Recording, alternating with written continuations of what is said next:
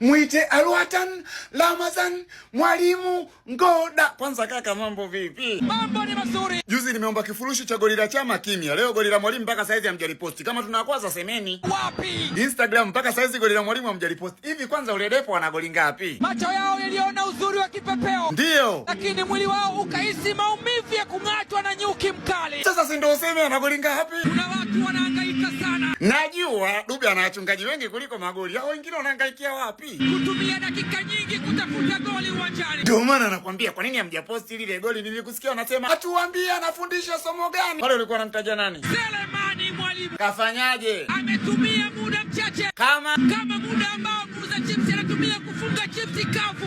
Mwalimu anapenda kufanya ghafla. Nikumbushe goli la Chama mimi. Alichokifanya Rebecca ni kufyatua risasi ambayo ilipita moja kwa moja. Kaka, sikwambie mtu Simba tamu. Utamu wanaopata Simba ni uchungu wanaopata Utopolo na washirika wao. Sasa Kaisire, eti Kaisire. Kwani kuna nini? Mbona kila siku anafungwa magoli mazuri mpaka naogopa? Ni Simba iliyodhamiria kufunga magoli matamu tu na si vinginevyo. Sasa Utopolo wanatuonaje? Wanakiona kilicho